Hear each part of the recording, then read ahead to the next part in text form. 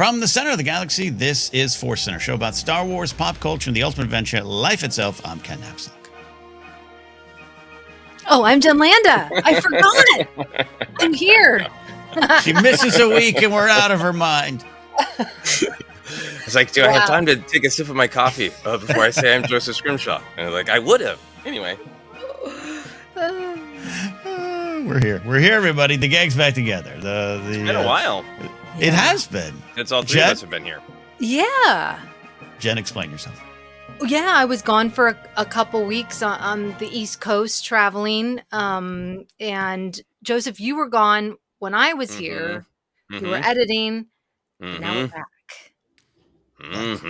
We're back to talk Star Wars news. Kind of an old school news today. We're going to get to some San Diego Comic-Con recap stories, books, toys, comics, and more. And, of course, George Lucas goes to Hall H and sets a record. Breaking news this morning. We'll get into that. As always, I want to remind you that today's podcast is brought to you by our shop on Fourth Wall. Check out our merch store there. Pick up a T-shirt, anything over there, drinks, pint glasses, coasters. Help support the show. Represent ForceCenter out in the galaxy. New items have been added. More on the way. And if you have something you want, there's so many options for us to make. If you're like, I think I'd want this cooking apron, let us know. Maybe if it's in demand, we'll make it happen. Head over to forcecenter-shop.fourthwall.com, forcecenter-shop.fourthwall.com to get some items there. That is our advertisement for merch, but we also have another our ask. That is right. We're continuing to build up on Patreon, or rather, we are continuing to have the goal build on Patreon as we've been going down a little bit on Patreon. All totally understandable, but if you would like to join our Discord, if you'd like to help us keep the show going strong, we're trying to get to a goal of 430 paid patrons on Patreon. When we reach that level, we're going to release a classic episode of Star Wars Ranked that's audio only, but add exciting new visuals. You can go check that out on our Patreon page. Indeed. And we also want to highlight that we are, I get it, late in the game. Some people made fun of me in my life. I get it, late in the game. But ForceCenter is finally active on TikTok. If that is your preferred format to get shorts and clips and all those kind of things, check us out there. We're posting on Instagram. We have our YouTube shorts up and running. So cross-platform contamination, if you will, of clips. But if that's your spot, check us out. Do you think TikTok is going to end now simply because we've joined? Do you think within 3 months we'll have caused the end of TikTok? These last 4 months of my life, I've tried to rewire my brain and the outcomes in my life, but it's hard to erase that one there. But it's still there, and everyone. It is. People are loving it there. It's been a lot of fun. A lot of new people jumping on board. So there you go. Good. There you go. ForceCenter Show is what we're listed on over there on the old TikTok, is the boomers and old Gen Xers like us would say. But we're back in the saddle here, as we said up top, all three of us, so we should probably catch up. I think I'll go first because I have the less exciting report. Saw Fantastic Four, really enjoyed it. Then went and watched the old ones with my buddy Mackie, the 2005, 2007 ones, and that made me enjoy the 2025 one even more. But it did lead to an interesting discussion that maybe down the line I want to dive into another center, any other show I do, the mid-2000s world of genre filmmaking that, Nolan comes in with his stuff, which does raise the bar, but then kind of leads to some maybe, interpretations that we don't like. But then the Fantastic Four is not bad because it's made like you would make movies there, but it's also really bad compared to where we get. I was fascinated, spent a lot of time talking about that. And in the middle of all that is Revenge of the Sith. Comes out in 2005 as well, which is seems like a long time ago, and it is, but it's all smack dab in 2005. It was a fascinating weekend just kind of having a conversation with my buddy Matt about filmmaking in the 2005s-ish range. Yeah, that's fascinating. I think it is so much still about executives had so much say over genre, and I'm sure you and Matt discussed that, but it's such a contrast to Revenge of the Sith of like it or not, it's George's. And a lot of those 2000 films were like, hey, hits close to the mark of what people actually love about this property, but you got some like cigar chomping stereotype coming in and going, but they got to do this weird thing that is not from the comics at all. And like, that's always the weird, like somebody almost baked a good dish and then somebody came in and just put a really weird ingredient in there. And it's like a studio executive. And it's like, why does this, it's almost right. Why does it taste so wrong? And I think we're getting far enough away that we're forgetting that was the revolution of the MCU in 2008 was executives getting out of the way of messing up that ingredient that makes some of the genre stuff what we like. Whereas George was always like, my kitchen. Yeah. Like it or not, it's going to taste the way I want it to taste. Better or worse. Yeah, fascinating stuff. The Sam Raimi films, the third film has the studio cigar chompers, as used to sit so well all over. It was a fun conversation. So yes, and in the middle of it, George stands tall. Whether you like it or not, George stands as George. Joseph, I think Jen should close because she's got more weeks to recap. But how have you been? Touring the East Coast. Good. I managed to get away a little bit. Really, really, really busy with the film, getting down to crunch times for their actual deadlines that I must meet, as my dreams remind me every night. But try to take some time away to do some fun things with my wife. So on Friday, we went to go see Fantastic Four. And we normally we're very lucky to be able to walk to Grauman, so we normally do that, and it's a great experience. But we have never been to the Alamo Draft House, which in LA is here in downtown LA. It was like, well, let's make a day of it. So we went to Alamo Draft House, which was great, almost too relaxing. I don't know, Jen, it seems like you've been there.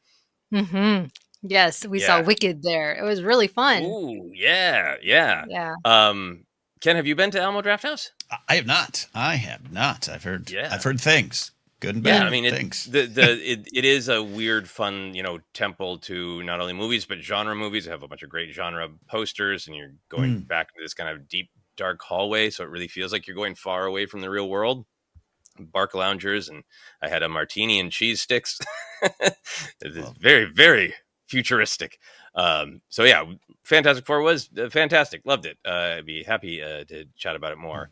And then we went and visited Kohl's in downtown. Not the department store. For a second, I was like, "Oh, Joseph needed a sensible jacket at a reasonable price." I needed some corduroy pants for my second grade photo shoot. No, there are two restaurants in downtown Los Angeles that claim to have invented the French dip.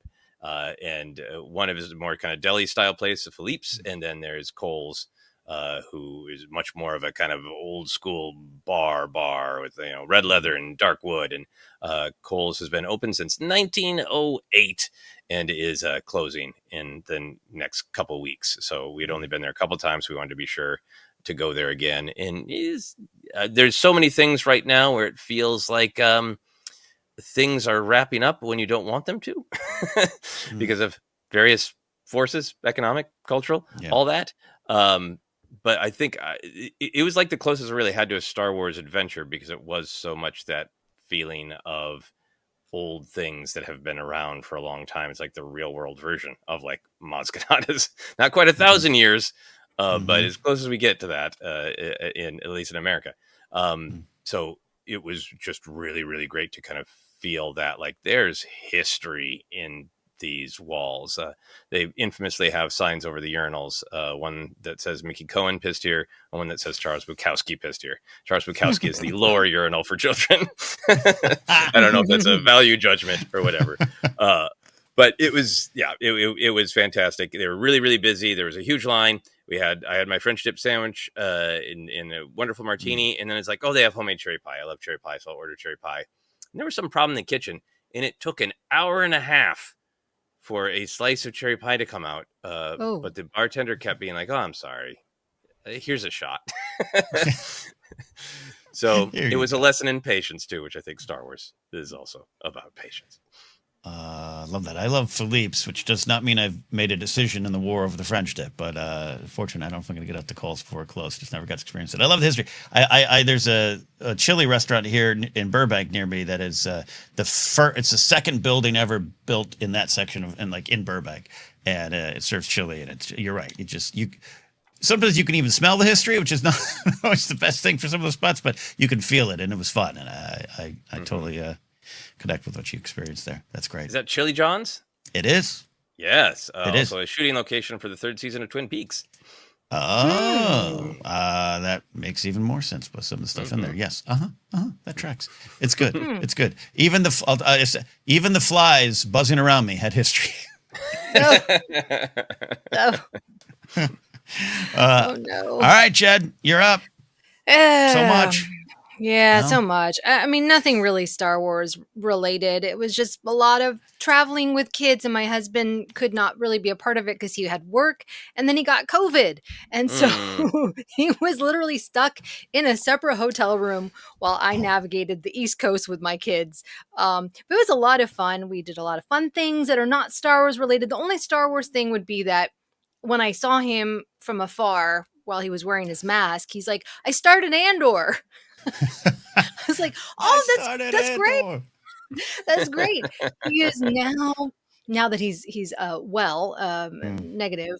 Where is he at? He's 2nd season, 4th episode. But he's been having some trouble staying awake. This part. I'm like, just stay up because it's going to get really, really good. There's that middle section where they're speaking not French, it's the Gore language. And it's a lot. I mean, it was 10:30 at night and I'm like, oh my God, got to get, there's a lot happening, but if you're tired, it can be tough. But I'm glad that he did it without me prompting him. I was pleased. Yeah. Look, I even fell asleep during part 2 of the Billy Joel doc and suddenly woke up like, we start the fire? Oh, we didn't start the fire? I got to go back. It happens. It happens. Yeah.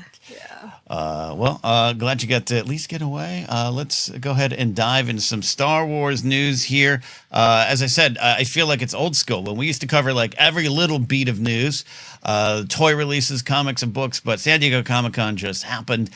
Shout out to everyone out there who I saw, just ForceCenter listeners and friends and comics. So much. I had a lot of FOMO this weekend. I didn't think I would. I really didn't think I would. I thought I was overgoing. One day last year I went and was like, I'm good. And I love seeing the photos. I haven't actually been on the convention floor in about 4 years. So a lot of great stuff, a lot of great cosplay. So diving on in here for some recaps here. We had the 20 years of animation panel and a lot of great things celebrating the 20 years of Star Wars animation, going back to Clone Wars and all that kind of stuff in that era. But 2 big things came out of it. First leaked, then shared, which was, which is okay, I guess. We got a first kind of a really clear official image of Maul, Shadow Lord. Then we also got an image of Ezra from Ahsoka Season 2. Of course, Iman Esfandi playing that role so well. I'm in the middle of my Ahsoka rewatch and enjoying his work there. So, Jennifer, I'm just going to ask you plain and simple. You've been busy, you've been traveling. You saw the photos maybe later than the rest. Did these photos get you more hype for the shows? One more than other? Same amount? Equal? Or lesser value? Where do you go? I'm glad that these things are happening. It's nice to know that there is action being taken, things are being filmed or animated, and it's like, okay, you've made these big announcements, and it's nice to know that it's in production. Production is in full swing. Did it move me? I was like, all right, that's cool. And I think it's only because they're characters that we've seen before. And I think if you're like really, really into Ezra and Rebels, you are going to be really hyped about it. And, Maul with his shirt open was interesting, which we'll get into. It's a choice. It's a choice. But it was nice. It's nice to see that they shared a little bit at Comic-Con because notoriously they sometimes will hold things back for, what was it? The D23 or Star Wars Celebration. I love that. Yeah, we're going to talk about some of the more details on the fashion, but hype level, Joseph, where is it at? Yeah, I mean, I'm really hyped for Maul Shadow Lord. So it's like, I think I used the image to get excited because the image itself isn't particularly exciting. The only thing that I'm excited about is the fashion choice. And it's not like he hasn't, shown some chest before, but I don't know. In this era, we'll talk about that. What a lot of people who got to see the little teaser at the last at Star Wars Celebration talked about it being a sort of evolution of Clone Wars animation, and I'm sure it is, but I'm not particularly seeing it in this image. So the image just made me go, I'm so excited for the show. I wish there was more to this image. So it reminded me that the show exists, and I'm excited for it. But the image itself didn't. But the Ezra image, that's a different story, because it's such a different image of Ezra. I think the I was always on the fence about, well, we created this whole other galaxy for Ahsoka and crew to explore. Will the second season of Ahsoka just be there? In the reminder that, nope, this is continuing the story of New Republic, Ezra, Thrawn, their battles, Hera, and everything that Filoni's talked about with Akbar and Thrawn going head to head. So just seeing that kind of familiar New Republic type ship in the background, Ezra with his "I'm a grown-up" jacket, just made me more excited for Ahsoka season 2, because my mind has been so on the Mortis of it all, the Peridia part of the story, that I got excited for, like, yeah, that was just a tease of Ezra, and we're going to get some real high quality Ezra, I think.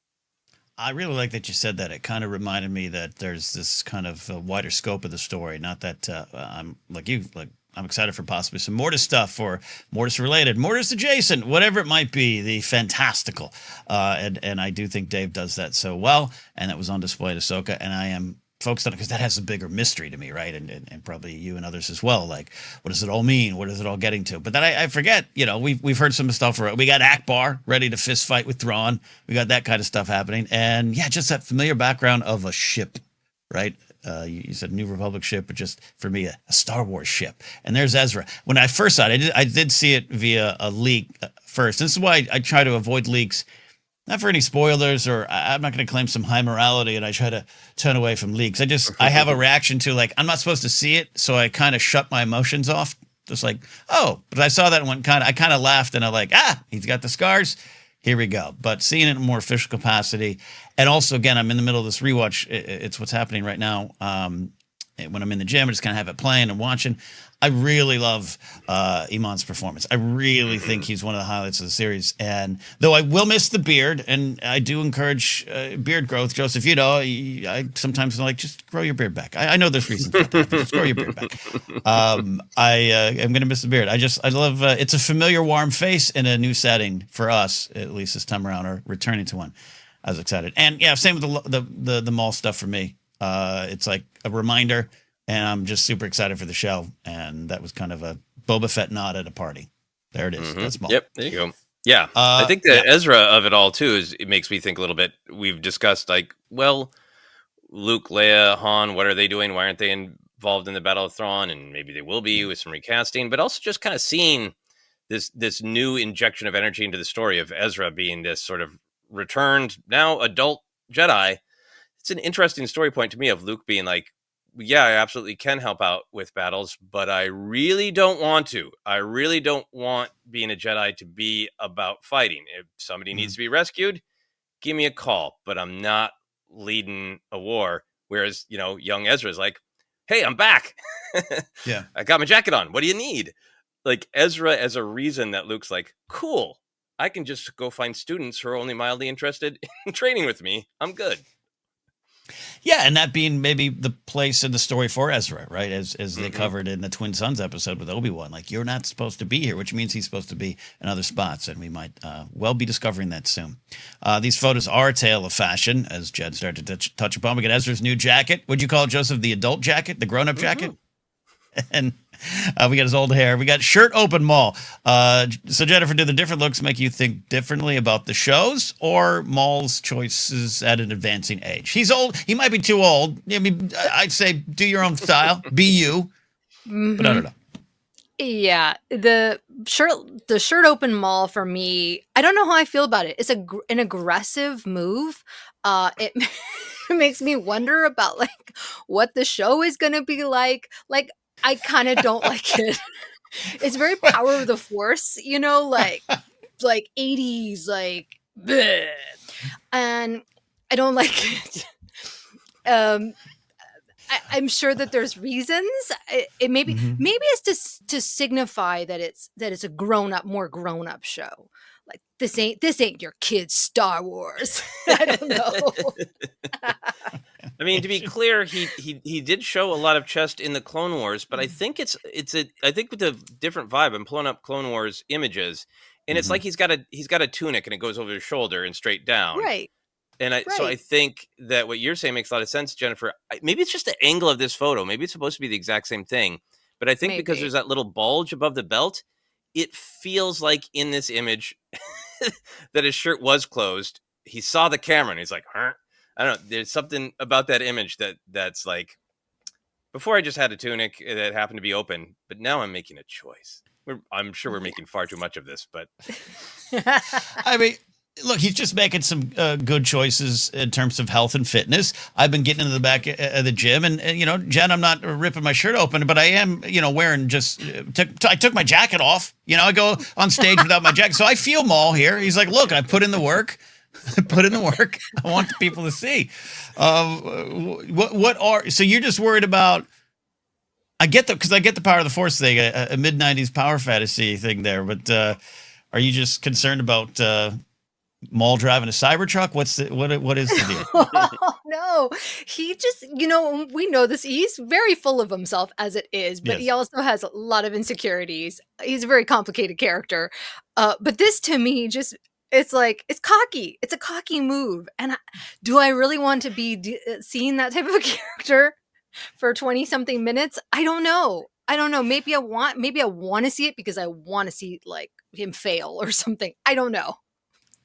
I get that. It's more about what we're spending time with a quote unquote villain, and you're wondering like how much time do I want to spend with a villain in 2025 and 26?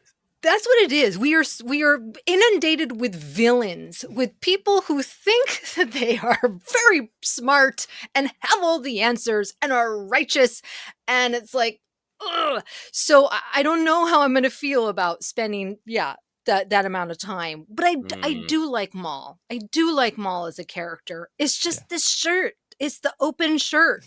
And we all have encountered people like this in our lives, right? Whether it's at a bar or whatever. And you're like, your shirt is just a little, like just button one button. Why? Yes. Right? Why? Yeah. I mean, I'm with fine. Anyone can wear what I'm not going to police what people wear. I don't care. Right. It's just usually there's a certain type of personality that does that. That's all I'm saying. He does. He needs some Dathomirian chest hair and like a Kyber crystal medallion. Regal Beagle.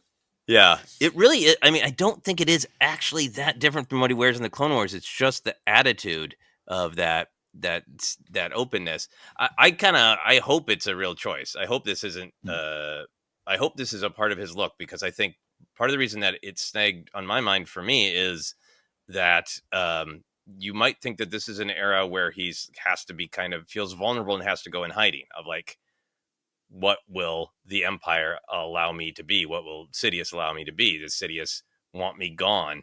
We know that he's already started kind of rebuilding a little bit of a criminal empire and, dealing with Crimson Dawn stuff. But the shirt open kind of feels like, I'm going to be loud and proud. I don't care. Fascinating. I got to confess something. Until you both brought it up here in the show, I didn't think I really paid attention to shirt open, because I was just like, there's Maul. That's what Maul does. That's what Maul does. But I'm intrigued. Yeah. Go ahead. Sorry. No. Continue. I was just gonna say, I that jacket style for Star Wars, I love that Ezra has. I think maybe we need some more fashion designers to get a chance in Star Wars, because the jackets do start to have a little bit of a similarity. But I think it goes all the way back to Luke at the end of A New Hope, now dressing like Han instead of a farm boy, and I feel like Han gave him that jacket, or maybe it was one of Cassian's. That is like, oh God, I'm an adult boy now. They're just Ezra being in that jacket just kind of feels like, I'm a cool adult like Han Solo and Cassian Andor and Poe Dameron. Now I'm in the big leads. I'm not a kid anymore. I really like it. That jacket always means adult to me in Star Wars because of Luke. Are you suggesting that Luke lands on Yavin and they're like, this guy's not coming back. You want some of his jackets? It was a sad thought. It was a sad thought. No. Jen, hot takes on Ezra's jacket. Yeah, that's a really good point. We need some more jacket styles because I was like, oh, another jacket. I do like the color. I think the color is great. But you're right. There is something funny. Like when you become an adult, you suddenly decide, I need a leather jacket. At least I did. And I remember when I got my very first leather jacket and I felt very cool and grown up, right? There's just something about it. And his expression too, I love that. That he's grown up, but he still is funny, like impish Ezra that we love. The spirit shines through his eyes so well. It really is there. Yeah, I'm with you. Mom, it's time for me to get a members only jacket. I'm a member. Please, I had lots. So there you go. Those shows are coming our way 2026. It's still kind of up in the air, but some point during the year, I do believe we'll be talking more about Maul and his shirt and Ezra and his jacket and all the wonderful things there. Looking to the publishing panel highlights, there was a lot. We're not listing all of them here, so if there's something we didn't list, do not take it as a slight against a book, or comic, or series that you love. This is just some of the highlights. There is a General Grievous 88-page graphic novel on the way. The Art of the Acolyte, as we knew. The Industrial Light and Magic 50 Years of Innovation book. Oh, this has me written all over it. Just a coffee table book that I don't even read. I just point at and go, yeah, right, I own it. Mike Chen brings us Low Red Moon. This is a Star Wars Outlaws prequel novel to the video game. Featuring ND5 and Jalen Vrax. Then we got Tales from the Nightlands. This is an interesting one, kind of a Star Wars horror series from Kevin Scott. Features a boogeyman called Nightlander. Jen, which of these books might you make time for and maybe space on your shelf? 100% I agree with the Light and Magic 50 Years of Innovation book. I have Lauren Peterson's Sculpting a Galaxy book, and I love it. I reference it often. And I think now that, our world is becoming surrounded, we're being infiltrated with AI, it's going to be more important than ever to see how people created things, craftspeople with their hands, right? Computers and technology is wonderful, and blending the two is spectacular. So I'm sure that there'll be that as well, because it is a huge part of ILM, the history with tech and things like that. But yeah, I like to show my kids that. I'm like, look, you can take popsicle sticks and you can create this thing, right? Like seeing that other people have done it, it makes it feel possible. It enriches their imaginations to at least try, right? So I'm definitely going to get that one. I'm right there with you on that. I'm definitely intrigued by the Grievous graphic novel, The Art of the Acolyte. I know we got The Art of Andor coming too. I love falling deep into those Art of books. But yeah, something about that ILM book, like I said, clearing a coffee table space just so I can look at it. And I was walking through my living room the other day and I was like, I need to schedule like an hour to relook at the Paul Duncan books there. I need to, the archives. So I love those ones there. I do love the Game Outlaws. This is not a book that I will probably be reading right away, but I do like what Mike Chen does in Star Wars. And, it's an interesting concept there. And ND5 is a great character. This is the sexy battle droid that wears the trench coat that everyone likes. I do like the character. Joseph, what's jumping out to you? An open trench coat? It's open. It's open. It's open. Excellent. There was one more that I think didn't make our list when I looked at this article, which popped out at me, which is a Mandalorian and Grogu visual dictionary by Pablo Hidalgo, which was to me like, I don't know why in the article this wasn't the first thing on the list. Because I believe along with the novel, the Mandalorian novel, they had announced a visual dictionary, and then it was quietly unannounced. And that's right. I don't have any evidence for this. It's just utter speculation, but I continue to speculate that Favreau really likes to discover things. And I think when they were announced, I don't think season 3 was even out yet. And I think the way Mandalorian is written, it really feels like he was into the tip of the iceberg thing of like, don't worry how the pucks work. I don't want to explain the pucks, or, hey, we haven't identified that planet that they're on, or we don't know exactly what year Moff Gideon did what. It felt like Jon Favreau having enough oomph, enough power to go, don't box me in with little paragraphs of what this piece of armor on Din is. But the movie's coming and they got to start ramping up. And this isn't about the movie. This is about everything that has come before. So it's really interesting to me they pulled this book for a reason. So whatever reason it is, if my speculation happens to be correct, it's really interesting that it's like, no, we need to start turning up the heat on people's Mando and Grogu love. We've let it simmer, but we need to start getting people excited again. That's a great point. Good point. Jen, any thoughts on learning more about Grogu there? Yeah, that was actually one I was also excited about, and I was surprised that it had not already happened, but I had forgotten what you said, that they pulled it. Yeah, I think that it's going to be interesting to see how they ramp up the promotional stuff for Mando and Grogu, because Grogu is such a huge part of our pop culture. Like, he still is everywhere. Wherever I go, I see. In fact, I took a picture in New York in Chinatown. They had this hilarious Grogu sweatshirt where he's like wearing like a hat and a little hoodie. I almost bought it, and I'm kind of regretting that I didn't, but it's just like, he's everywhere. Like, how do you take a character that is so well known and drum up more excitement for the character? Well, I think that this is one way, certainly with the fans, because I want to know more about the little minutia and details. Yeah, I'm excited to pour through that too. And you're right, it's the perfect time to do it. 3 seasons are done, wrapped, and behind us. Now we get to start a new era, even if the show continues in some way, which we're not saying it will. Not a prediction here, but with the movie and more characters, it's a good dividing line. And now it's time. Now it's time to learn more about Grogu's space macaroons, where they're made from, all those kind of things there.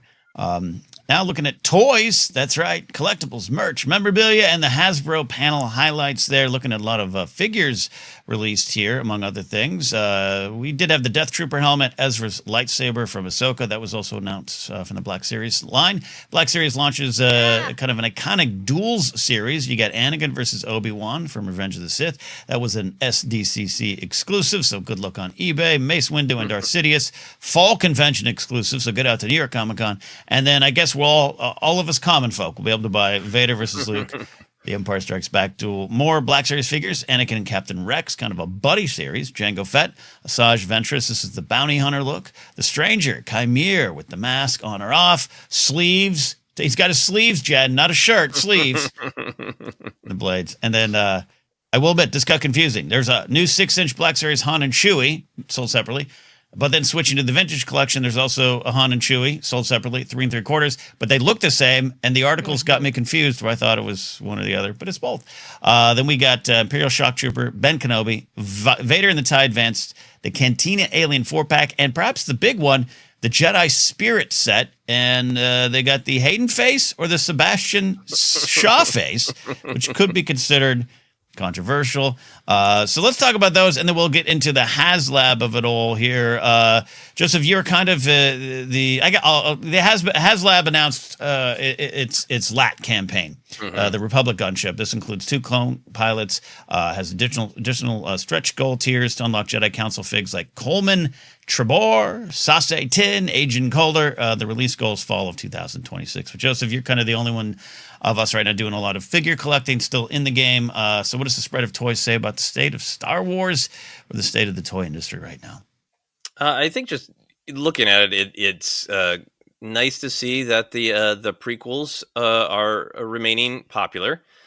Kind of situated around the Cantina HasLab, they've been doing this return to Tatooine. And I think it's kind of in a way, it's been really cool because they've been making some, very specific things. But in a lot of ways, it feels like it's like, hey, return to Tatooine, which is also a reason to make perhaps the safest figures possible. Luke and Han, and Han now with even fluffier 70s hair. Seems to be the main change in the new Han look. So it's nice to see that sort of safety, but it's also nice to see that continuing love of the prequels and the Clone Wars era. That Anakin and Captain Rex is very much Black Series realistic Clone Wars haircut. Anakin, and I think we're going to see a lot more of Clone Wars era stuff. I don't know if they'll do a campaign that's like Return to Clone Wars the same way they've done Return to Tatooine, but since they kind of hung that around the cantina being the HasLab last year, I'm wondering if we're going to spend even more time in the Clone Wars. And it's all good for me. I think they've got some good variety. The Asajj Ventress Bounty Hunter is great. Stranger is fantastic. It's great to see them making some other characters, as long as they're more on the cool and badass side of things.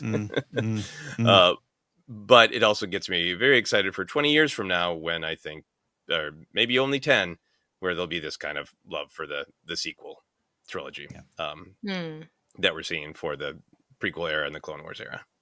Indeed. Jen, any of these you want to make you want to collect again? Thoughts on returning to Tatooine? I'll tell you what. The Halloween Night Trooper, the glow-in-the-dark Imperial Royal Guard, and the Dathomir Witch, those, I'm like, I need them now. $24.99 a piece. That's a pretty penny, but it's so cool. They even have like a little like a vampire type porg, or I don't know if it's a vampire or a zombie. Right. The Jedi Spirits pack is awesome. The fact that because I was like, Anakin or Sebastian Shaw, like, how this is genius. And I think that this is what I've been thinking about a lot, like for the state of the toy industry and stuff. And like, kids and younger people like things that are novel, like new, or like original and different. And all those that I just listed are really unique. I know that there's going to be collectors that are going to want to get both sets of Han and Chewie. But I do wonder, like, could this be a way to maybe grab younger people as well? I don't know. Or older people like me. I'm like, I need that. It's working. Yeah. I need those figures. It's something I don't have. And it's like, and it's also, limited, right? They only release it at a certain time. So that's another thing that I know is kind of popular. So anyways, yeah. Yeah, I forgot to list the Halloween ones. I apologize for that. Tradition. Yeah. For me, it's certainly not collecting, but there's a lot of things that make you kind of go, and that, for me, the Vader versus Luke, the dual series is fantastic. But it's just, if I'm going to get something, now it's like I'm going to get it for display reasons, not just putting it in a box. And those ones have display written all over them. Now, for the HasLab, I will admit to being a little bit out of the loop on that. Joseph, I know you've not only are in the loop, you've contributed to some in the past and some ongoing. The HasLab project is considered a bit controversial. It's not as unique or complex as previous ones, and or other Star Wars HasLabs, which there's been a lot. So, Joseph, we turn to you here. Is there, what's going on with this? And is there kind of a Star Wars fans will buy anything mentality? Give them something and they'll do it. I think that's the fear and concern, because specifically what's happened with this one is the HasLab started off as this sort of like absolute dream project. You could never make this and have it sell at Target and Walmart with like the Jabba's sail barge. And fair enough, the Razor Crest, you probably could have sold in stores, but maybe not for that price point. It came with lots of unique things.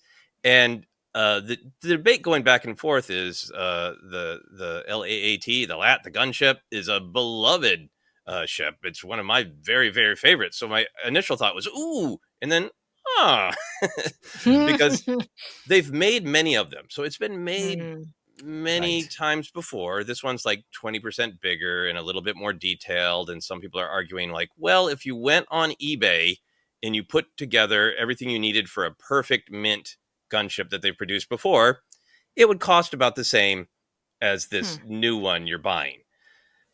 But it's as expensive as the Cantina, as expensive as the Ghost, and it's a ship that's been made many times before. It doesn't have a lot of like electronics.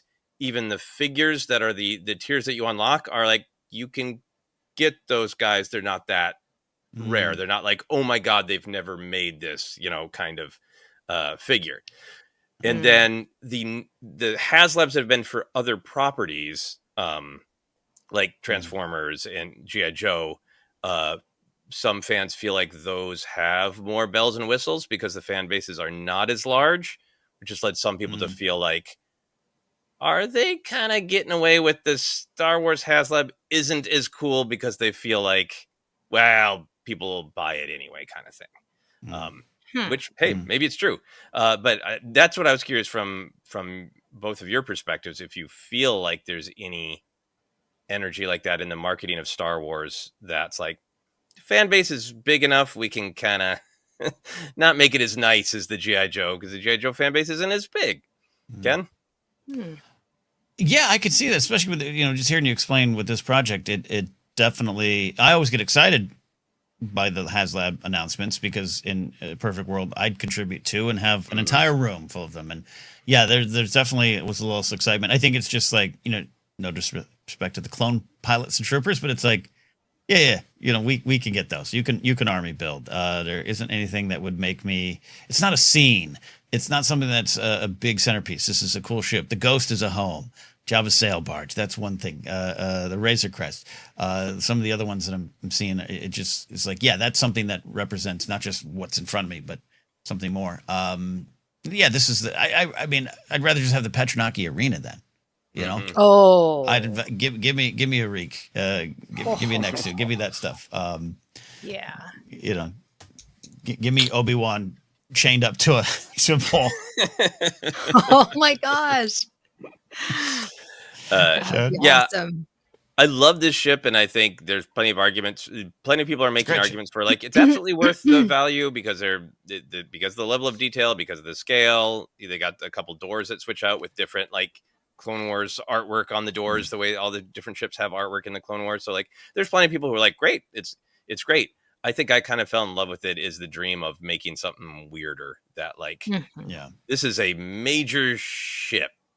And you could probably make a slightly smaller version of it and sell it just fine in stores. And I like the HasLab as, this is deep cut weirdos who are going to buy, in 2025, 2026 are going to buy Petronaki Arena. That's a great example. And I kind of prefer it a little bit more, not just like there's big swaths of the board game industry just like, well, we're a company, but we just do everything as a Kickstarter. It's just how we produce board games.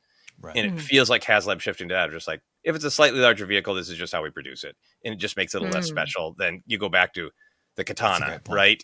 That's a great point. Yeah. Yeah, the HasLab for me it has always been about like show-stopping pieces that you could not get any like literally building your dreams come true. The Jabba sail barge for me, I wish I could have gotten. I don't know now how much did the Jabba sail barge go for? I don't remember off the top of my head. Right? It was more expensive. I don't remember. I feel like if it was $450, then this lap vehicle is not up to par in my opinion. I feel to me it reminds me of like the old school Millennium Falcon toy that you could get, right? Like it's like you're saying, it's something that's could be mass produced, maybe slightly cheaper, and we could buy it at Target or whatever. I think it's cool, but for me, it's not enough of a show-stopping piece. In fact, when I was looking through the article, I missed it. Because I was like, well, where's the HasLab? Because I'm always expecting like, they had the Reva's lightsaber, which did not get funded, which obviously there was controversy around that. But that was really, really cool. Like they're creating things that they can't mass produce, and it's more expensive and all these things. And I was just surprised that this was the choice. Yeah. And maybe the truth of the economics are they can't mass produce it. They can't sell it. And that might be the truth. But for me, it doesn't feel that way, which is what, contributes to me not wanting to back this one. That's actually, spent in 2021 with the YouTube company I launched with my buddies for a little bit. We produced a board game, and I was shocked to learn that that's the only way you can do it, really. It's crowdfund. Like, I was like, don't we just sell this and get a lot of money and drive away? Like, no, you got to, this is how it does. And so I understood that a little bit, and it made sense to me. But on this side, maybe that's where it's going. Like you're talking about, Joseph. But then I almost think that needs to be not saying it's a lie or honest, but just transparent. Like, hey, if you want something big like this is how we have to do it. That would make sense. But so it makes it feel less special if you're just saying, hey, here's something unique, and it's not. That's what I'm picking up for what you're saying there. Yep, that's it. All right. That's the toys. Now let's get into the main event. I'll slide Joseph in here to talk about what went on here, but I'll set the table. George Lucas went to Hall H, as we discussed last week, making his San Diego Comic-Con debut. He got a standing O, not a surprise. And then they revealed many pieces that will be at the Museum of Narrative Art. But as I was checking out this morning, set a record. Over 6,000 people in Hall H on a Sunday. Set a record for Sunday Hall H attendance. Jen, while you were out, Joseph and I kind of, we're talking about Sunday, 11 a.m. Hall H is not what would be considered the primetime spot, but doggone it, George Lucas made it a primetime spot. George Lucas was there along with Guillermo del Toro, Doug Chiang, Queen Latifah narrated, emceed, you know what I'm saying, moderated, all the words. George Lucas described the Museum of Narrative Art as a temple to the people's art. We learned that there's over 40,000 pieces of his own collection that will be on display. The museum is about creating an epicenter that pays respect to the myth-telling pop art, which has informed our culture. More on that. Guillermo del Toro, board member, will also store part of his collection there. Doug Chiang said, the museum is giving respect to an art form that hasn't been honored before. So, Joseph, where are we going with this and some deeper thoughts on this? Yeah, I managed to find a video that will probably get pulled down that somebody took of the panel and watched most of the panel this morning. They played a sort of teaser trailer for the museum itself, which was not in the YouTube video I watched because that was supposed to be exclusive. So the person had cut that out. But otherwise, there's a good representation of what the panel was. Queen Latifah, clarified that she is personal friends of George and Melody Hobson. It sounds like from the way she talked about it, it's like, George, tell that story where that she had heard before. If anybody was like, this is an amazing collection of pop culture icons of Queen Latifah's being the one hosting it. But what was interesting to me is everything that I've read and heard about the museum is that it was a celebration of narrative art. Yep, that made sense. But this was some real drilling down on that log line and changing a little bit and being aggressive, that it's about, hey, this is about the comic books that influenced George Lucas and how they don't get elevated. And this is about Doug Chiang, but also all the other illustrators you don't know who designed all of the stuff you love, and how those drawings, those pieces of artwork that are helping to tell a story, evolved into or helped tell the story of Star Wars or other films. And the whole thing, the pitch here, especially with Guillermo del Toro, was particularly aggressive about it. It was really pitched as the museum is almost a justice for genre and justice for underlooked art, and that there's stuff from George's collection that is considered high art, like Frida Kahlo, but Frida Kahlo is going to be right next to MF and Jack Kirby, who Doug Chiang even told a great story about, like he didn't go to art school, but the art mentors he had were like, it's nice that you like comic books, but you'll grow out of that and become a real artist, which is exactly what happened to me when I did get an art major. I was told that I was illustrating, and that illustration has hard lines, which you shouldn't use. Colors and shapes are real art, like real painters. So I think people who have pursued art or love genre have experienced this before, where they're told the thing they love is less than. And the angle pitched in this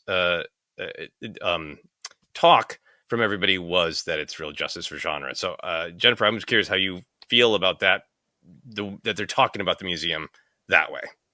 I think is really helpful, because I've had a lot of people in my life that are like, what does narrative art mean exactly? So this makes it pretty crystal clear what it means. I also think I had the chance to go to MoMA in New York, and I wanted to spend hours there for the reason that you're talking about, Joseph, where it's like, the great thing about the way that they curate the museum is you have like these incredible, Picasso and Van Gogh. And then you have more newer artists, or you have Marcel Duchamp with his, bicycle wheel on a step on a stool. And that's art, right? And so I'm like talking to my kids about what is art? Who gets to dictate who makes art and what qualifies as art. And I love that this museum is along that line of saying, this is art. Art is about what moves you.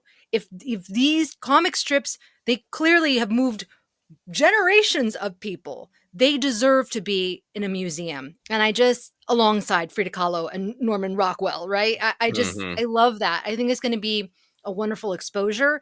And the fact that they're calling it the Temple to the People's Art, where it's situated in basically South LA, the fact that it's by the expo line so that it's accessible to people from all different communities. I think it's so important. And I know that they also have like areas where they're going to have like students that are there, and they're going to be able to like have screenings. And I just think it's going to be a wonderful hub for so many younger people. Yeah, to make sure that it is accessible to the kind of people that they want to inspire and make them feel like, hey, Doug Chang was just a kid who liked Jack Kirby, and he started drawing, and you can too. Ken, how do you feel about this kind of new angle for the museum's pitch? Absolutely loved it. I'm in love with it. I will confess that, look, let's just be clear. I was going to go. It could have been the George Lucas Museum of white tennis shoes and the middle-aging man. I would have gone, right? I would have gone. I want to support George. And I was intrigued to see what was there. I hadn't spent a lot of time thinking about what that meant, narrative art. So not only did I maybe need the clarification to slow down and pay attention to what's going on there, but this is what we've been talking about here for years. This is what we talked about breaking down Mandalorian season 3, episode, 2 and 3, where Bo-Katan's like, that was all stuff for kids. And then the myth meets her face to face at the bottom of the water. I was just going to what I was talking about at the top of the show, talking about big budget, superhero films and genre films of the mid 2000s, and talking to my buddy Matt Key, some of you might remember him, host of Marvel Movie News, going, what was kind of the big difference other than Feige saying, here's an idea? And it was kind of like, he basically said, trust your audience and trust the stories and the characters that are there. That it's not just IP to be mined. And look, that still happens. We know that. But that's one of the reasons it worked, starting with Iron Man and kind of the stuff that came after. They had to find their footing, but they respected what was going on. And I think that's a battle we have here. I've said a lot, the pop culture is culture. It's what we were raised on. And we were kind of, our generation, raised to put those things on the shelves and move on and grow up. And that might mean learning to balance your checkbook and getting your oil changed in your car. Maybe that's what my dad meant. But what it just kind of also meant is put that silly stuff aside. And generations before us didn't know what to do with it. And to see that this is not just a collection, it's a fight for it. It's a fight for its place in society. I'm really excited about that. I was going to go already. Going to be there. Get some Sbarro, take it and run. But I want to live there now. I can't wait for this to open. Yeah, I so agree. And, I have always been frustrated by, Things like, Roy Lichtenstein taking other people's panels and we've put them on the museum and now it's art. That's cool. And I like that. But it was art when you found it, and I think that sometimes these discussions feel like, hey, we found some of this pop art that actually has value. Let's elevate it by calling it myth. And I think what Star Wars has always done is it is loving of myth, and it is loving of pop art. It isn't trying to go well, we'll dust off crappy Flash Gordon and add value to it. It's no, Flash Gordon had value just as it was. So I think that it is so combining myth and pop art and saying they have value. They're intertwined. And I think one of the interesting things that happens when you get into this sort of conversation with people about our superheroes in particular, like MCU, is that our modern myths that, we all know who Captain America is. We know where he came from and what he stood for. And sometimes people push back and go no, myths were how people, explained to one another how the sun works, or taught each other about what was dangerous in the forest. And Captain America is just a thing that Disney's making money off of. And yep, that there is a truth to that, an unavoidable truth to that. But that's a part of what this story is there's myth baked into pop art. myth is there to tell us who we are. The fact that we kind of have to wrangle with capitalism while we're telling the story is a part of the story of who we are. It doesn't make it any less mythic because Kevin Feige, and the great writers of the Captain America trilogy and directors managed to tell a really meaningful story where every single one of those films questions power structures, and they still managed to tell it in a way that made Disney a lot of money. That is the story of our day, and that has value, and that deserves to be examined.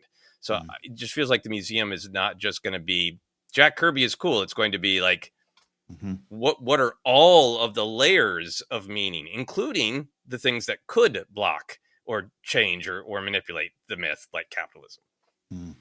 Love it. We got some Star Wars items that will be there, right, Joseph? Yeah, so some of the ones that were listed in particular in the article and in the panel: General Grievous's bike, the land speeder from the original Star Wars, which is amazing, Anakin Skywalker's spaceship, pod racer, I believe, from episode 1, the Phantom Menace, but maybe not. Maybe it's the N1, but I think it's his pod racer. Jennifer, we've all had the opportunity to see screen used Star Wars props in person before. How does it affect you, particularly seeing things at this scale, like vehicles? Oh, I love it. I love looking at the craftsmanship of all these pieces and seeing them up close, and just like they're treasures, and they're, moments in time, snapshots. And I would imagine that maybe they would have like some movie stills or behind the scenes stills next to it to understand the context of it. But for Anakin Skywalker's pod racer, no context is necessary. Just seeing that would just be so fantastic. I always love seeing the costumes, which I don't know if they'll have costumes, but because I'm always like, oh, they're so much smaller than I thought. The actors are so tiny. So that'd be cool to see. Yeah. I love seeing things in person, and it's so rare, and costumes aren't as rare now, especially living in Hollywood, and El Capitan usually has costumes, and you can go, wow, the actors were very short, or every once in a while, wow, that actor is very tall. But I think for me, like seeing big vehicles in person, it's like it makes me appreciate the real world artistry more when you can see it up close and see all of the design work that went into it. But it's also somehow more fantastic because you're looking at like a whole vehicle. And I think like when I see like Bo-Katan's armor, I don't go like, what if I wore that? Or Din's. But when I see a Luke's land speeder, I'm going to be like, what if I got in that? What would it feel like? So it somehow makes the fantasy more real to me as well. Ken, how do you feel about seeing the real props in person? At the very least, it's just a ton of fun. I'm thinking about Star Wars Celebration 2022 when you and I on that final day went down to see all the costumes and stuff from Mando and A Book of Boba Fett, and how the detail, the cosplayers around us taking pictures so they could go make stuff and use their skills. So that was always fun, but at like best, it's inspiring. It's humbling in a way. I have not had the chance to get to Weta or even go to New Zealand. It's on my list, but I have some friends who were recently there, and they were telling me a story of seeing some of the swords and stuff used in the movies, and how one of my friends like broke down in tears because those were a book series and a movies and just a myth that was so influential and inspirational to them for so long, that the weight of being in front of it, as you, an outsider might be like, it's just a sword in a movie, but it isn't. It represents your life. It represents the moment you found all that. It represents the nights reading the books as you're going, you should have gone to sleep 2 hours ago and you're 12 and you got to go to school the next day. It's those kind of things. And so just this list of stuff, like it's cool. General Grievous's bike is absolutely cool, but then I think I'm anticipating seeing it in that surrounding and that setting. And if you're seeing Luke's land speeder, I'm not just going to be seeing that as an adult now. I'm going to be seeing that as a 7-year-old. I'm going to be seeing that of like my imagination journey began in this land speeder in a weird way. And it's going to be really fun and exciting. And I might break down with that Subaru in my hand. Yeah, the land speeder in particular, to go back to those days of like, well, we barely pulled this off. Like, anyway, very cool. So there's also going to be a wide variety of non-Star Wars art. Some other works include paintings from, like we mentioned, Frida Kahlo, Norman Rockwell. They talked a lot on George talked on the panel about the meaning of Norman Rockwell's Thanksgiving image in particular. Comic book work from R. Crumb and Jack Kirby, as we mentioned. There's the very first character drawing of Flash Gordon from 1934, original Peanuts comic strips from the 50s and 60s. Original drawing of the first Iron Man cover in 1968, the first pen and ink splash drawing of Black Panther from 1968, all sorts of different things. And I've known this before, but the panel really drove it home that this is George's collection. This is what George has been buying. And he talked in the panel about, I'll talk to other art collectors and I'll be like, hey, where's that great painting that you showed me 2 years ago? Like, oh, I got it for $5 million and now I sold it for $10 million. And George is like, I don't like that. It's not about art. It's about emotion. It's about what the art means to you and what makes you feel. So I will never sell my art. So it really made me think about it differently, not just to be like, ooh, this is a curated collection by a team of people to show the history of narrative art and how this cave art connects to this Frida Kahlo, connects to this Jack Kirby, connects to this Doug Chiang. But to think of it as, this is the stuff where it was just Tuesday in 1992 and George was like, ooh, that's up for auction? I'll buy that because I want that. I want it. Ken, what's interesting to you about this collection of pieces, or the fact that it is what George brought on a Tuesday in 1992? Getting even more clarification on that, and that most of it, maybe other things come and go in the future and they do something else, but that it is George's collection. And to your point, that George is like, yeah, the value is you. The value is us as we relate to these things. That again, I obviously was going to go. Now I'm more excited to experience and know that it came from a place of true love for it, right? True love for this stuff. And that this is now, as he's been trying to get this for years. You talked recently, Joseph, on an episode about some of the continued struggles and the cities that rejected it, many looking down their nose at what George wanted here. So he finally gets it. He finally gets it in the spot, and talk about a legacy. Talk about going, I'm truly going to continue, even when I'm gone, giving part of my soul up to those who will be inspired by this. That whole let's make a myth for 12-year-olds thing that we even talk about, but it gets used over and over and over again. That was George then going, I'm thinking about the future and future generations, and that continues with George. That's great stuff. Jen, what are your thoughts on the collection of non-Star Wars art and the fact that it kind of comes from George? I think it's interesting because I think about the context. If that were to be at like a comic book shop, some of these things were to be displayed, it'd be like, oh, that's cool.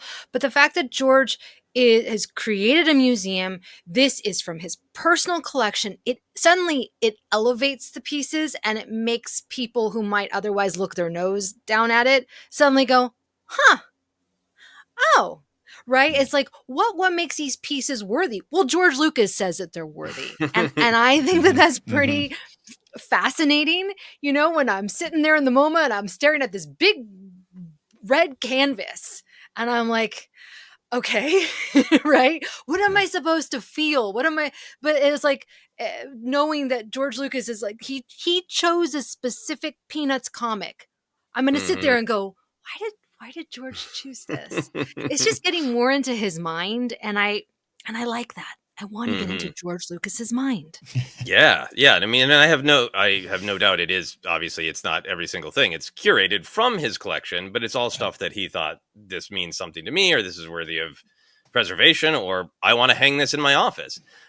So I think, there's an excitement of like, it's a tour through history, but also a little bit of a tour through George's brain, and in particularly the Flash Gordon drawing and its, famous connection to Star Wars of him wanting to make a Flash Gordon movie, but he couldn't get the rights. So, hey, he invented a new thing. Every time I see a Flash Gordon thing now, I think about that of like, well, what do I want to make? Because, and we're in such a time where, everything is IP based, and that has a lot to do with, industry being fearful and audiences getting trained, and audiences not turning out for audiences saying, I want original things, and then not turning out for them, which makes it harder. I think anything like this that that makes you feel like the story is what should I make when you're walking through a museum is fantastic. And I hope that comes through. Del Toro was on fire in this panel. A lot of great quotes and some swearing. It was great. So among the things Del Toro said, he said, we realize that stories shape the world. One of the narrative branches brutally applied is propaganda. Art is celebrating the work of incredible people, but it's also celebrating the thing that belongs to us. Myth belongs to us. Propaganda belongs to a very small group. Myth unites us, and propaganda divides us. Having watched the panel, a lot of it, like George, it's about everything is connected to politics. Stories are how we decide who we want to be. But this was Del Toro being particularly assertive about it. Ken, what do you think of this very political quote? Loved it. So much truth in it, and so timely, and that's why he absolutely does and should have, and we all should have maybe a passion behind this kind of conversation talking point. And we were joking before, going into like what is George going to say? George can get on panels and grab mics and go for a while and sometimes say some things, and he had some wonderful things to say. But I love that Guillermo was like, I got something to say, and I got something I believe in, and it's all true. Mm-hmm. Jen, how do you feel about this quote? I love it. I love that he was on fire. I love that he's saying this. I think that this is something that might become even more relevant to audiences, which they're not going to be used to. We could be seeing more propaganda. Propaganda is a huge part of American history, a very ugly part of American history. And yeah, so I like that he's speaking this truth. Mm-hmm. Yeah, it made me think about it a lot in a way that I haven't before. I think a lot of times when we talk about myths, particularly Star Wars, because George talks about it as being didactic, as being meant to teach, of like kids are growing up and should they make good choices like Luke is making, or should they begin to make a bad choice like Han and then turn around and make a better choice? Like, so much of it is kind of about teaching. But the way that they're talking about myths on this panel made me really think about propaganda is there to tell us what to think. This is what you should think. This is what is true, period. It's an attempt to close things off. And myth is wrestling with all of the whys of existence, of nature, of humanity. And sometimes it'll give us an answer. But I think in the process of asking the question, it also opens it up and invites us to ask questions. So I think it's an interesting way to think about it. Myth opens up questions and propaganda closes them down. And there was a really interesting quote from George on the panel. George did some of his great rambling of like, you asked me a very direct question, Queen Latifah, and I'll get back to it in about 3 minutes. But first, some memories. And a thing that he said, which I hadn't really heard him talk about, is like, all of this really started when I was 5 years old and my mom was putting me to bed. And I was like, well, how can there be all these religions and one God? What's the deal with that? How does that work? And I was waiting for him to tell, the tale of some great thing his mom said. His mom's like, I don't know, kid, go to bed. And he's like, I wanted an answer to that question. My whole life has been looking for answers to those questions. So he was even talking about myth as like, it isn't just answers. It's the more important part about it isn't the answer of why does the sun go up and down. It's the asking of it that is important. Which I thought was a really cool way to look at myth. Along those lines, I also wanted to share this other quote from Del Toro. We don't have to get into a whole AI thing, but he did. Talking about, they were talking about what they wanted people to get out of the art and that it's accessible to anybody, but what you need to bring. And Del Toro has is like, I have a list of 3 things that you need to bring to create art. He said, you need personality, knowledge, emotion, like all great things that I think George would agree with. Because you need personality, knowledge, emotion. Those are the 3 things that need to exist. And I'm sorry, they don't come in an effing app. a big round of applause. So, yeah, don't need to get into the whole thing. We will. We have, and we will again. But wanted to share that quote. We all will be every day. Yes, we are all in the middle of a big thing. Yes.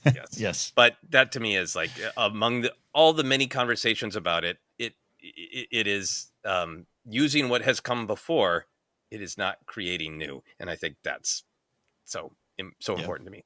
I want to talk a little bit more about this sort of idea of myth uniting and propaganda dividing. Ken, can you think of any examples in your personal life where myths have united or propaganda has divided? Yeah, in terms of dividing, February 1915, Woodrow Wilson screens Birth of a Nation at the White House. Wilson. Actually, I want to go like in the last couple of weeks. Superman. Punk rock. Kindness is punk rock. This kind of what's going on. It's been fascinating to see. We spend a lot of time here in ForceCenter diving deep into the themes. It's what we're known for, and we love those conversations. We love how you can pull those themes out and connect, and not everyone wants to or does see things in those ways, and that's why I appreciate sometimes when things are just boom right here. I've been having that thought on Andor, where I can get a little defensive about the other parts of Star Wars that I feel are doing the same thing, but Andor just says, hey, here's this thing I want you to deal with, and that's bringing more people into perhaps the deeper meanings of Star Wars. I'm thankful of that. Superman just having this, like, it's pretty cool, kindness, empathy, connection. In fact, we're going to say it. I have been part of or witnessed conversations in green rooms or just friends who saw the film of people talking about, man, yeah, I love that punk rock. Punk rock is kindness and empathy. Like, I'm really, hopeful. I don't know if that sweeping change we need. I'm not going to get that direction, but or that big. But I've not had a lot of conversations about, number one, it was bad, or the nitty gritty, because there's things in every film you could get lost in. Why do they do that and this? None of that. Every conversation I've heard or been a part of or just, passed by about Superman last 3 weeks has been positive, and it has been about what the movie is trying to say. And that's why I really love art and the pop culture art for what it can do. Mm-hmm. Yeah, that's powerful. Jen, have you had a time in life divided by propaganda or united by myth? That's a big question. I think that all of us have been affected without even realizing it. If I think about the propaganda against Jewish people for many, many years, and how they were characterized, and how that seeps into even still the way that characters are drawn, that are, the witches with their big noses, and like the evil character, or going to, unfortunately, Harry Potter, and like, the banker goblins. All these things have seeped in where young people don't even know that. Or something that I'm really, really sensitive to is a portrayal of people with darker skin or dark hair. And it goes so far back, and it continues today. It's like you see it over and over again, that they are the villains, they are evil. Who is the fairest of them all? The fairest, who has like this angelic blonde hair. Like, thank God we have many, many more wonderful portrayals of heroes and kind and good characters now that are people of color. But when I was growing up, it really effed me up. And I've talked about this, ad nauseum. But the reason why I talk about it is that every now and then I will still see it in a children's book or an animated show.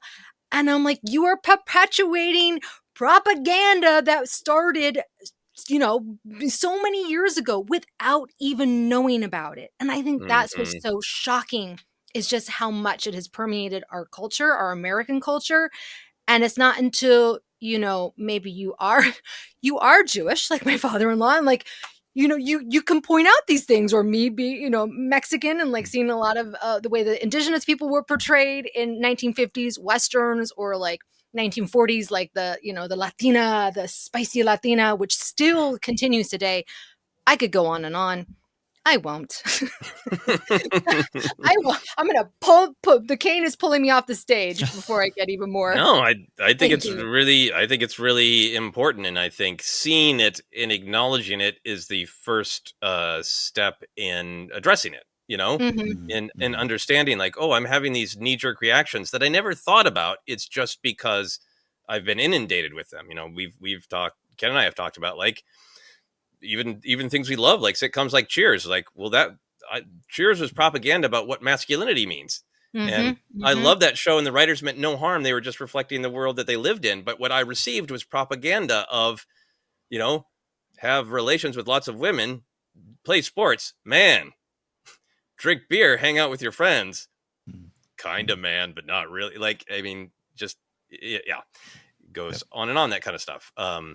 The one that I think about a lot, because I was too young to have any idea it was propaganda and didn't understand it was propaganda until I was an adult, was that the disco sucks movement, that it was not a just normal reaction of like people being, that music's not for me, that it was a fear of the joy created from from music that was open to queer people and people of color and people who were open and free and progressive about gender ideas. That was a music of a celebration of cultures that people wanted to put in their place, and that the disco sucks truth that I just grew up with was propaganda.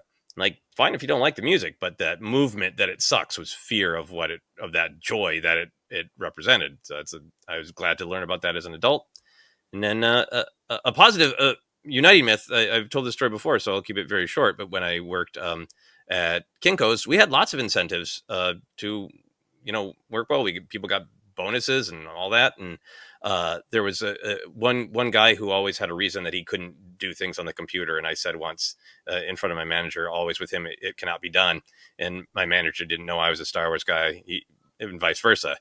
And he just latched onto that. It was like, yes, everybody on first shift needs to be a Jedi. And he made up all these rules of what you needed to know how to do at Kinko's, and how you you knew how to use the Docutech, and the Docutech was like your lightsaber. And when a customer is difficult, this is how you Jedi mind trick them. And like, he kind of aligned everything that he thought was doing a really good job at Kinko's with this Jedi philosophy.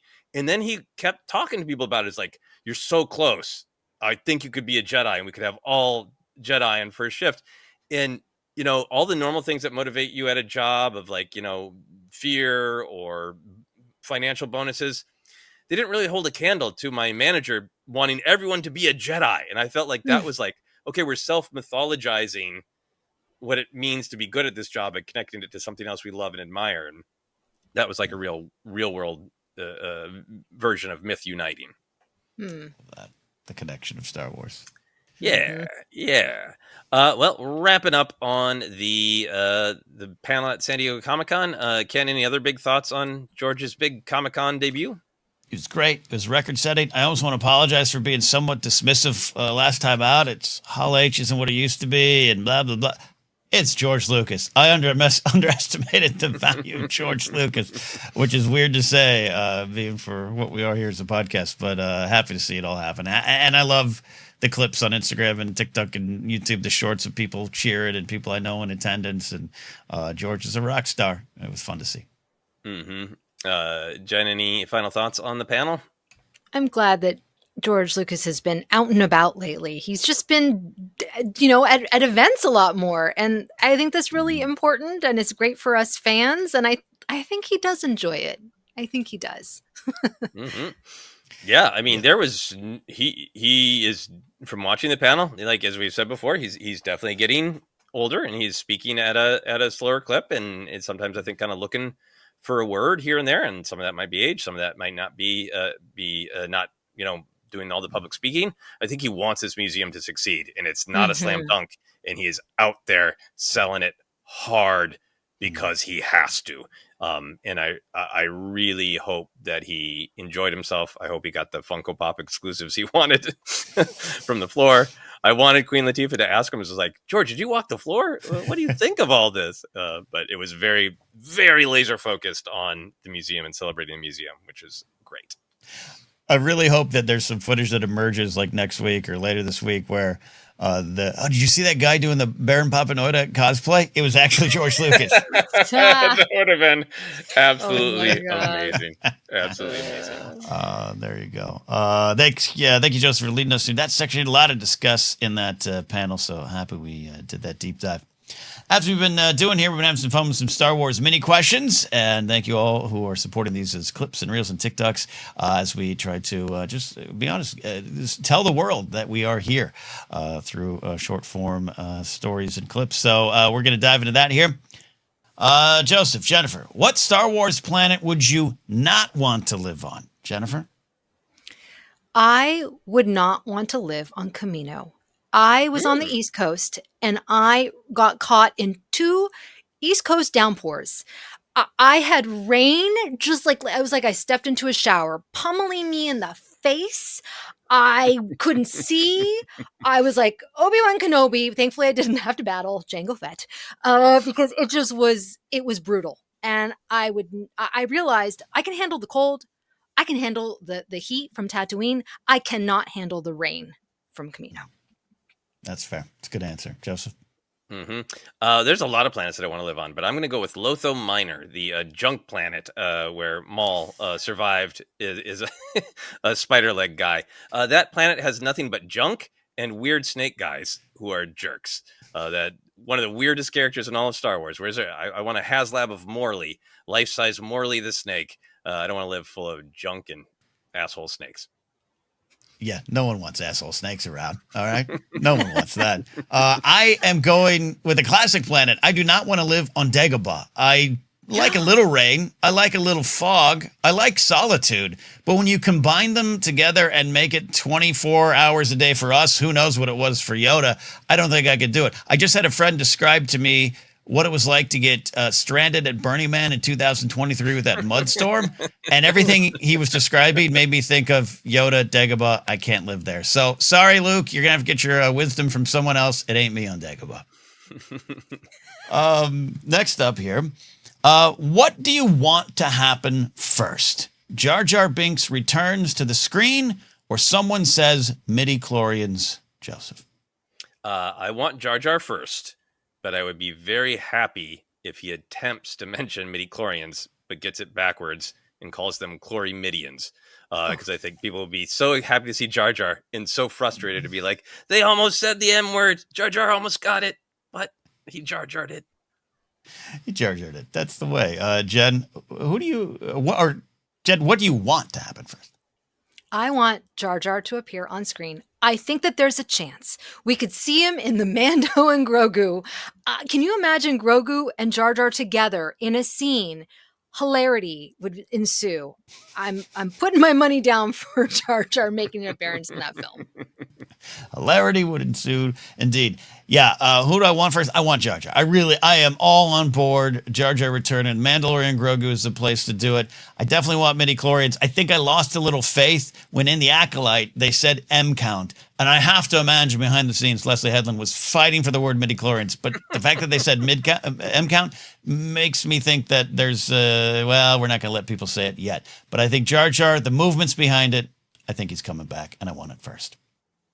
Final question here, a little Star Wars mini-ranked episode, and I leave the interpretation wide open to those answering. What is the best Star Wars death scene? Jennifer? My heart always will go to Emperor Palpatine's first death in Return of the Jedi. It is so over the top. It's emotional. It still brings cheers in the movie theater. I saw it just a couple years ago and people were going crazy over it. It's wonderful. And the sound that he makes is he falls down. Perfect. It makes sense to applaud for a horrible villain being defeated, but it's also funny to imagine just a theater full of families applauding for an old man falling down. Oh no. There he goes. There goes Grandpa. There goes Grandpa down the shaft. Grandpa Palpatine. Not a nice grandpa, but Grandpa Sheev. Joseph, where do you go with this? I gotta go very, very classic to one of my very favorite Star Wars characters, and that is Obi-Wan Kenobi in A New Hope. There's so much to love about it. The new contextualization of him looking at both Luke and Leia and feeling like the Skywalker twins are together. I have done what I need to do. I'm fascinated by that death because it's proof that death is not the end in Star Wars storytelling. It's the first Star Wars story. One of the main characters dies, and we're still telling wonderful stories about Kenobi with more to come. But more than anything, some of the great Star Wars deaths are like scenes, right? Death scenes. Obi-Wan Kenobi's death is the Irish goodbye. It's very fast. He's not lingering at the party. He's not saying, tell somebody I love them, let me touch your cheek. He's out now. You're like, did Obi-Wan leave? Yeah, his robe's on the floor. He's gone. He didn't say goodbye to anybody. I didn't even get to say goodbye to him. I didn't talk to him. We were supposed to get a shot of whiskey. Look, I could go poignant and go Maul in the arms of Obi-Wan. I love that scene. I love, Maul spent his entire life pursuing Jedi, obsessed with them, destroying them. Also because he was rejected by them, he felt when he was younger. And why not me? And he dies in the arms of an empathetic Obi-Wan. That's great. That's poignant. But for me as a kid, I was obsessed with what I'd later learn was the death of Arvel Kryned, the A-Wing pilot who in his final acts crashes his tiny little A-Wing into Admiral Piet's command deck. And there is the Super Star Destroyer crashing on down. And the sequence ends with Admiral Akbar's sigh. I was obsessed with that as a kid. What a moment. That's how you go out, on your shield or on your A-Wing. There you go, everybody. We appreciate you hanging out with us here today, diving deep into San Diego Comic-Con like we haven't done in a few years. A lot of fun. Hey, you can find us on social media at Force Center Pod. Facebook page is Force Center Podcast. Don't forget on TikTok now at Force Center Show. Podcast is available in a lot of spots. Just search. You'll find us. Databank Brawl. The audio-only version is released every Sunday, a rebroadcast of our series from 2016 to 2020. Merch still available at TeePublic. And, of course, check the Fourth Wall Shop. Links down below here on YouTube. If you're watching on YouTube, like the video, leave a nice comment, subscribe, hit the notification bell, all those good things. And you can support us directly at patreon.com/ForceCenter. From there, get into our Discord. Follow me at Ken Napzok or my website, kennapzok.com, which I have to make sure works on every browser because I've just been added to the Burbank Comedy Festival at Flappers on August 10th. We're helping to open up the festival, the headlining show, 5 p.m. show. So you can see the show, then still have your life after. More details to come. Jennifer, where can they find and follow you? I like that. You can find and follow me at Jennifer Landa on almost every site and at Jennifer Landa 1138 on TikTok. There you go. Joseph, take us home where they can find and follow you and your work on your film Dead Media. Yeah, you can find me on all the social media pretty much these days, and you can go to my website, josephscrimshaw.com, for links to my weekly blog, Finish Your Monsters. I'm talking about my life adventures and my artistic adventures making this indie horror film. And if you'd like to know more about that or help out with the finances of it, you can look for the link on my website, josephscrimshaw.com. All right, that is it. So for George Lucas, Hall H, and everyone who's about to work at the Sbarro in the food court at the Museum of Narrative Art, we'll see you next time here on Force Center.